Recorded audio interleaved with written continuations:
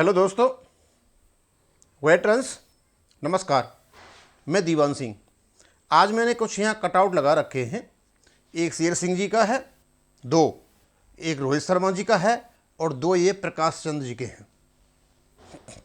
इससे पहले मैं आपको बताना चाहूँगा कि हमारे पास इन्फॉर्मेशन आ रही है कि हमारे पेंशनर्स ने अपने लाइफ सर्टिफिकेट दिए हैं और लाइफ सर्टिफिकेट यहाँ से वैलिडेट होके गए हैं, लेकिन उनके जो स्पर्श के अकाउंट्स हैं उनमें दिखाई नहीं दे रहे हैं और शायद वो रजिस्टर्ड भी नहीं हुए हैं या फिर गलत चले गए हैं। मैं इस बारे में बात बताना चाहूँगा। और इसमें सबसे ज़्यादा एयरफोर्स और नेवी के हैं। तो अब तक स्पर्श में लगभग 39,42,000 पेंशन स्पर्श में जा चुके हैं। शुरू में ये समस्या थी कि हम अपना लाइफ सर्टिफिकेट कैसे दें। आज वो समस्या नहीं है। आपका ट्रेडिशनल तरीका, जब आप स्पर्श में जाने से पहले लाइफ सर्टिफिकेट दे रहे थे, वो तरीका आपके पास है। आप अपने बैंकों में जाएं, अपना लाइफ सर्टिफिकेट दे सकते हैं, बहुत ईजी। आप अपने डीपीडीओ में जाएं, लाइफ सर्टिफिकेट दे सकते हैं। आप सर्विस सेंटर में जाएं, लाइफ सर्टिफिकेट दे सकते हैं। कई प्रकार के वीडियो आ रहे हैं। आप अपना ऐप डाउनलोड करके भी लाइफ सर्टिफिकेट दे सकते हैं। ऐप अपना डाउनलोड करके अपने आप अपना लाइफ सर्टिफिकेट दे रहे हो, ये वहीं गलती हो रही है। कहीं न कहीं गलती हो रही है। गलती होने की वजह से वो आगे नहीं जा पा रहे हैं, आपका लाइफ सर्टिफिकेट नहीं जा पा रहा है। और सबसे पढ़े लिखे लोग एयरफोर्स और नेवी में ही हैं। यदि उनके लाइफ सर्टिफिकेट नहीं पहुंच पा रहे हैं तो इसका मतलब इन सब ने लगभग अपने ऐप डाउनलोड करके गूगल प्ले स्टोर से उनसे ही इन्होंने लाइफ सर्टिफिकेट दिया है। वो ईजी दिखाई दे रहा था, चला गया होगा आराम से।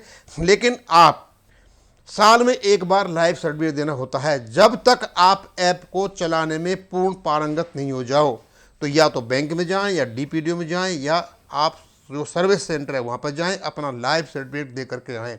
बिल्कुल ईजीएस्ट वे लागू करें, अदरवाइज आपकी पेंशन रुक सकती है। मैंने सुना है या कहीं पढ़ा था कि जो लाइफ सर्टिफिकेट देने की जो तिथि है, कहीं इनने आगे बढ़ा दी है।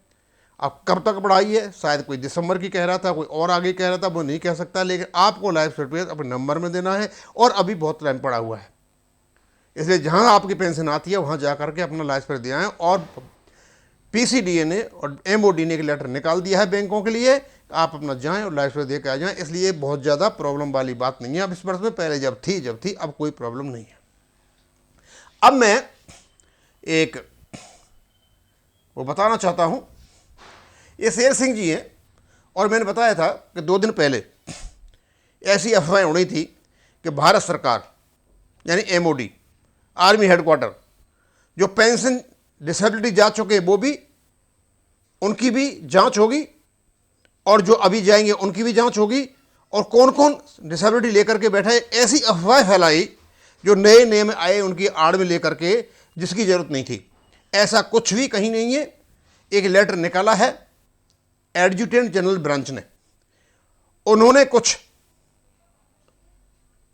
जो अपेंडिक्स बनाए हैं, कुछ ऑफिसर्स के हैं, कुछ जेसी और जवान के हैं।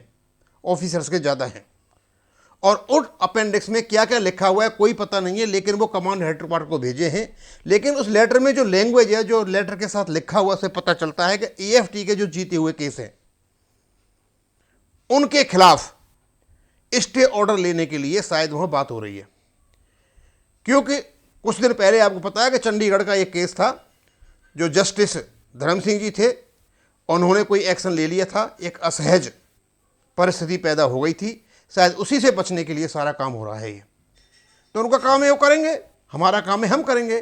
तो उसी संदर्भ में ये कहते हैं, सर ये जो न्यू लेटर एमओडी ने निकाला है, ये उनके लिए है जिनका एएफटी में केस चल रहा है, या एएफटी ने उनके पक्ष में फैसला दे दिया है।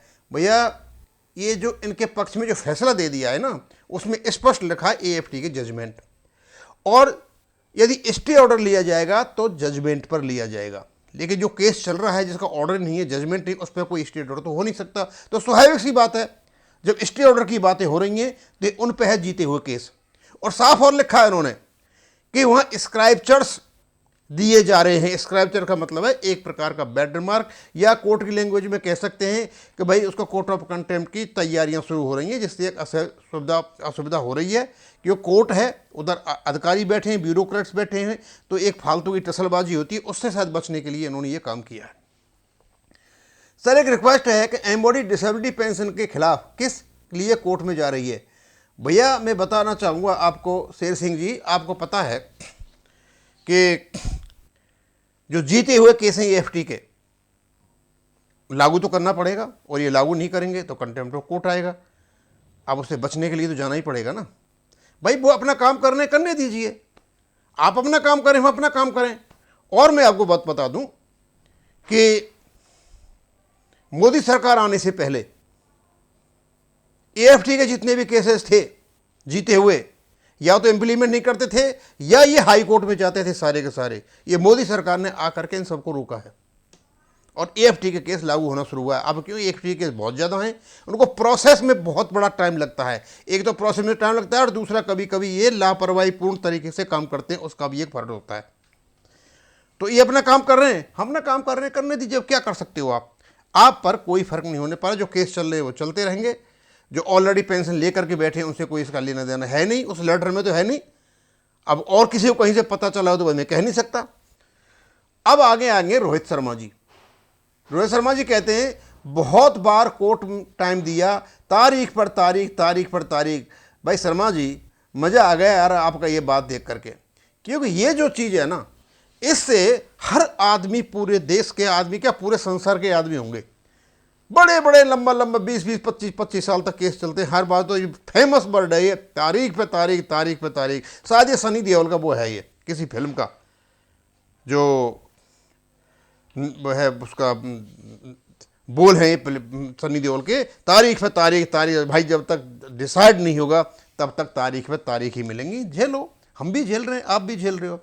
अब एक और है कोई प्रकाश चंद जी, ये कोई साबका सैनिक सम्मति के लगता है बहुत बड़े फैन हैं, या उसके ये मेंबर हैं। जब भी कमेंट करते हैं साबका सैनिक जिंदाबाद जिंदाबाद जिंदाबाद। भाई मुझे ये देख करके एकदम एक तो अमरीश पुरी याद आ गया, और एक गदर जो पिक्चर थी पहले बनी थी वो याद आ गया, और सन्नी देओल याद आ गया। अमरीश पुरी की आत्मा घुस गई प्रकाश चंद जी आप में। वो कहते थे कि पाकिस्तान जिंदाबाद, सनी देओल ने बोला पाकिस्तान जिंदाबाद। इस्लाम जिंदाबाद, उनसे बोला इस्लाम जिंदाबाद। अब 2-3 जिंदाबाद बना करके बोले कि भाई बोल अब तो हिंदुस्तान मुर्दाबाद। सन्नी देओल ने जो रूप धारण किया और जो उसकी हालत खस्ता की, उसके बाद सबको पता है क्या हुआ था। भाई प्रकाश चंद जी, यदि आप में अमरीश पुरी की आत्मा घुस गई है तो भाई हम तो ये कहते तो खूब जिंदाबाद रहो, खूब जिंदाबाद रहो, जिंदाबाद रहो, आबाद रहो, जो कुछ रहो। अब इससे क्या कहना चाहते हो मुझे तो पता नहीं, लेकिन इतना जरूर है तुम्हारे भाई इस जिंदाबाद ने, साबका सैनिक संघर्ष समिति ने पूर्व सैनिकों को मुर्दाबाद कर बना दिया। अब तुम उसके बाद फिर 25 नवंबर को दिल्ली रेलवे स्टेशन पर किस लिए जा रहे हो भाई? तो 9 महीने से जंतर मंतर पर बैठे हो, यहां तुम कुछ नहीं कर पाए, ये तो वहां क्या उखाड़ लोगे? रेल की पटरी उखाड़ोगे क्या? उखाड़ो, तुम में इतनी ताकत है। पहले बार तुम पार्लियामेंट को उखाड़ रहे थे, अब यहां उखाड़ने चले हो। अरे तुम जिंदाबाद रहो खूब, लेकिन हमें मुर्दाबाद मत बनाओ भाई। आप किसको मुर्दाबाद बना रहे हो? सैनिकों को मुर्दाबाद मत बनाओ। तुम 28 लाख की बात करते हो, लेकिन तुमने सारा का सारा सर्वनाश कर दिया है, कहीं का भी नहीं छोड़ा है, और सारे आंदोलन को सत्यानाश कर दिया आप लोगों ने। अब इसको मैं यहीं खत्म करूंगा। थैंक यू, धन्यवाद।